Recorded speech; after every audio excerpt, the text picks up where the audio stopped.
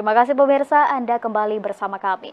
Pemirsa, Kementerian Dalam Negeri tak punya banyak waktu untuk berdiam diri. Setelah kemarin pengumuman kabinet dilanjutkan pelantikan menteri dan kemudian di pekan ini akan ada retret di Magelang untuk kabinet merah putih.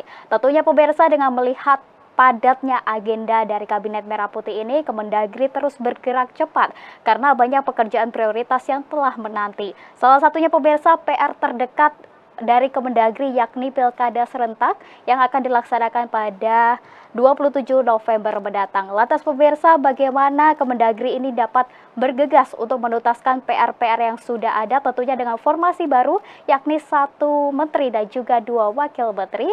Malam hari ini kita akan membahasnya bersama Wakil Menteri Dalam Negeri Bapak Bima Arya. Selamat malam Pak Bima, salam sehat. Selamat malam. Ya, terima kasih Pak Bima sudah bergabung bersama kami dan kami ucapkan selamat Bapak untuk pelantikan kemarin menjadi Wakil Menteri Dalam Negeri. Selamat Bapak sekali lagi. Terima kasih, Anggi. Ya Pak Bima, malam hari ini kita akan membahas terkait ruang lingkup kerja dari Kemendagri sendiri. Namun sebelum membahas lebih jauh, mungkin bisa dijelaskan ke pemirsa GPR TV Pak Bima, visi misi yang Bapak bangun untuk mendukung visi misi dari Bapak Presiden ini seperti apa Pak Bima? Ya, menteri itu kan menjalankan garis besar dari kebijakan negara sesuai dengan visi dari Bapak Presiden. Kemudian Menteri Dalam Negeri menugaskan membagi tugas kepada para jajarannya termasuk Wakil Menteri. Di Kemendagri ini ada saya dan ada Ibu Rika yang menjadi Wakil Menteri Dalam Negeri dan kami sudah berbagi tugas sesuai dengan arahan Pak Menteri. Pada intinya pertama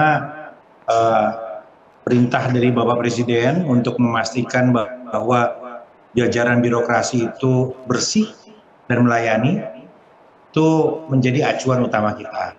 Yang kedua, berkali-kali Bapak Presiden menekankan bahwa kita semua bekerja untuk rakyat, bukan bekerja untuk siapapun juga. Nah, karena itu ini landasan yang menurut saya paling fundamental.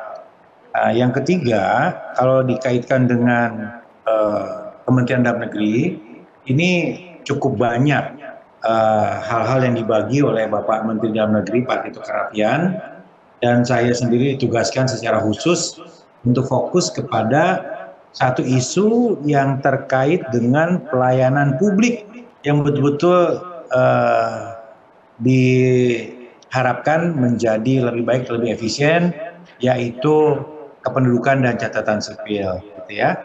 Jadi bagaimana warga bisa dimudahkan dengan memaksimalkan informasi teknologi dan juga dengan membangun satu sistem identifikasi tunggal yang tentu diintegrasikan dengan berbagai macam layanan lainnya. Itu yang pertama. Yang kedua, karena ini memasuki tahap-tahap yang sangat menentukan dalam pilkada, kami juga ditugaskan untuk fokus mengawasi pelaksanaan pilkada. Jangan sampai terjadi konflik, keresahan sosial, kerawanan-kerawanan lainnya yang mengganggu stabilitas sosial politik. Dan kita diminta untuk memastikan bahwa seluruh wilayah di seluruh Republik ini aktif untuk melakukan monitoring melalui desk pilkadanya. Makanya kemarin begitu masuk kantor, langsung kami berkoordinasi dengan beberapa kepala daerah dan nantinya akan lebih intensif lagi komunikasi kami dengan daerah untuk memantau pelaksanaan pilkada. Jadi kira-kira begitu, itu yang jangka pendek, ada persoalan atau tantangan di kependudukan dan catatan sipil, ada juga tantangan dan persoalan untuk mengawasi pilkada. Nah, untuk jangka panjangnya, visi besar yang diturunkan dari perintah Bapak Presiden adalah melakukan evaluasi terhadap sistem pemilu kita. Pemilu kita dianggap boros, tidak efisien, tidak efektif. Nah, kami rasa kami akan meminta masukan, mengundang berbagai macam elemen, teman-teman dari kampus, teman-teman dari think tank, lembaga kajian, untuk memberikan masukan, menyempurnakan sistem pemilu kita. Begitu kira-kira, Anggi. Ya, pelayanan publik dalam kependudukan dan juga pengawasan pilkada begitu menjadi salah satu visi misi yang dibawa oleh Kemendagri untuk Ya. mendukung pemerintahan Prabowo Subianto begitu. Nah, Pak Bima ada yang menarik juga ini Pak Bima dalam komposisi Kementerian Dalam Negeri di mana Pak Bima ini tidak sendirian begitu dalam membantu Pak Tito sebagai menteri begitu. Ada Bu Ripka yang dulunya juga menjadi penjabat Gubernur Papua Tengah, kemudian dari Pak Bima sendiri pernah menjabat sebagai Wali Kota Bogor dalam 2 periode. Nah, melihat komposisi ini, apakah Pak Bima optimis bisa membuat Kemendagri ini solid dan juga bisa bergerak cepat dalam menuntaskan PR-PR yang ada, Pak Bima? Banyak sekali yang menjadi cakupan dari tugas-tugas Kemendagri. Ada politik dan pemerintahan umum, ada keuangan daerah, ada juga kewilayahan, kemudian juga fokus untuk persoalan-persoalan ormas gitu ya, kerukunan beragama dan lain-lain. Karena itu ya perlu dilakukan pembagian tugas yang lebih efektif dan efisien. Pak Menteri sudah menugaskan saya dan Ibu Ripka dalam hal-hal yang konkret dan jelas. Ibu Ripka diminta oleh Pak Tito untuk fokus kepada tantangan-tantangan yang hari ini dihadapi oleh provinsi-provinsi di Papua. Ada beberapa provinsi baru hasil pemekaran dan bagaimana juga langkah-langkah kita untuk memastikan bahwa otonomi khusus berjalan dengan baik dan pelaksanaan pilkada juga harus terus dikawal di sana. Jadi Bu Ripka fokus pada isu Papua dan saya seperti saya sampaikan tadi fokus kepada politik dan pemerintahan umum serta Dukcapil, ya kira-kira begitu. Ya, baik. Kemudian Pak Bima, kita tahu banyak bahwa persoalan mendasar yang harus dibenahi Kemendagri itu ada persoalan satu data kependudukan Indonesia. Kemudian yang terdekat tadi seperti yang Bapak sampaikan terkait pilkada serentak yang tentunya ini menjadi tugas Kemendagri juga dalam mensukseskan pilkada serentak. Nah, kemudian apakah ada PR lainnya Pak Bima yang harus segera dituntaskan dengan cepat Pak Bima? Saya ingin garis bawahi soal satu data kependudukan tadi. Memang ini juga yang ditargetkan oleh Pak Menteri untuk dikawal. Bagaimana kita berkolaborasi dengan kementerian terkait, dengan Kominfo misalnya. Ya, penting untuk kita berkoordinasi juga dengan Kemenpan RB. Satu, kita pastikan bahwa ini memerlukan sistem yang mumpuni, kapasitas yang cukup begitu ya. Jadi satu isunya adalah soal kapasitas, yang kedua isunya adalah terkait dengan juga bagaimana kita memastikan security-nya, bagaimana aman ya, karena ini masalah privasi, masalah hak juga tentang kerahasiaan pribadi sebagai warga. Nah, karena itu keamanan ini penting sekali. Dan ini juga tidak mudah karena perlu biaya yang lumayan, perlu dengan rapi melakukan koordinasi tidak saja di internal kementerian tetapi juga antar kementerian gitu ya. Nah, itu saya kira yang sekarang diminta untuk difokuskan oleh Pak Menteri Dalam Negeri. Ya, koordinasi dengan lintas kementerian begitu ya Pak Bima secara Ya. garis besar. Nah, kemudian tadi Pak Bima juga sempat menyinggung salah satu tugas dari Pak Menteri adalah fokus terhadap pilkada serentak. Nah, melihat hal ini apakah Pak Bima optimis gregetnya tak akan kalah dengan Pilpres Februari lalu Pak Bima? Ya, memang tantangan kita adalah bagaimana meningkatkan, setidaknya mempertahankan tingkat partisipasi politik dalam pilkada nanti. Ya, karena kemarin ini warga sudah melakukan pencoblosan ya di masa Pileg dan Pilpres. Jangan sampai jenuh, jangan sampai juga keinginan warga untuk memeriahkan pilkada serentak nanti ini turun gitu.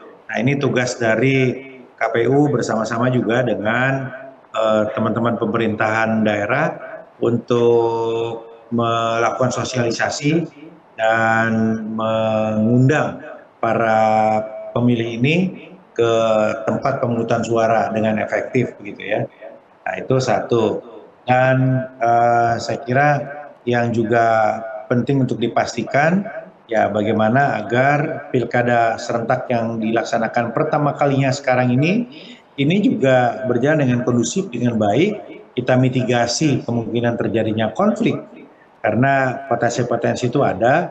Nah, karena itu kita aktivasi Des Pilkada di Kementerian Dalam Negeri dan juga di pemerintahan daerah, baik provinsi atau kabupaten, sehingga kita bisa melakukan deteksi dini setiap persoalan-persoalan yang mungkin muncul dan mengganggu rangkaian tahapan pemilu serentak di tanggal 27 November nanti. Baik, ya kita beralih ke yang lainnya Pak Bima. Di agenda Kabinet Merah Putih yang terdekat ada Magelang Retreat begitu yang akan dilaksanakan pada akhir pekan ini. Apakah ada agenda dalam 4 hari ini murni terkait leadership atau ada agenda lainnya di dalam Magelang Retreat ini Pak Bima? Ya, kalau di Hambalang kemarin kan kita banyak berdiskusi, kemudian juga mendengar paparan eksposur dari para narasumber kaliber internasional. Ini untuk menyamakan frekuensi kita mengenai tafsiran kita tentang visi Bapak Presiden seperti apa. Dan kalau di Magelang nanti sepertinya kita juga akan dikuatkan bukan hanya soal frekuensi, tetapi juga chemistry. Karena Bapak Presiden menekankan betul pentingnya teamwork. Nggak bisa bekerja sendiri, harus kolaborasi, harus sinergi. Nah, karena itu kita melihat bahwa mulai besok sampai nanti hari Sabtu atau hari Minggu nanti di Magelang kita akan digembleng, akan digojlok secara mental dan fisik untuk siap membangun teamwork yang efektif. Dan dari arahan-arahan disampaikan, kelihatannya akan cukup banyak kegiatan-kegiatan di lapangan. Karena kita dibagikan topi, seragam lapangan gitu ya. Kemudian juga ada permintaan untuk membawa seragam olahraga, tetapi masih tetap diminta untuk membawa jas dan batik. Jadi sepertinya akan sangat seru, akan sangat menarik. Dan kalau orang bertanya, kenapa harus seperti ini? Ya, saya sampaikan bahwa Bapak Presiden ini punya target yang luar biasa. Pertumbuhan ekonomi 8% misalnya ya. Kemudian di bidang kesehatan, pendidikan, sosial, dan lain-lain. Target yang luar biasa tidak mungkin dicapai dengan hal-hal biasa saja. Ini adalah cara yang luar biasa dan tidak biasa membangun teamwork, menguatkan chemistry sesama anggota kabinet, pembantu utama dari Presiden Prabowo Subianto. Jadi saya kira ini hal yang sangat menarik dan seru. Ya, agenda dalam akhir pekan ini berarti lebih fokus ke untuk menumbuhkan teamwork begitu ya Pak dalam beberapa menteri yang ada begitu. Nah, tentunya kita berharap bersama-sama agar agenda akhir pekan ini dapat berjalan lancar dan tentunya dalam Kemendagri sendiri dengan formasi yang baru ini bisa semakin bergerak cepat dalam menuntaskan PR-PR yang ada. Baik, terima kasih Pak Bima Arya selaku Wakil Menteri Dalam Negeri. Terima kasih Bapak sudah bergabung bersama kami. Selamat malam, salam sehat selalu Bapak. Malam, Anggi. Terima kasih. Dan pemirsa, kami akan segera kembali dengan informasi lainnya. Tetaplah bersama kami.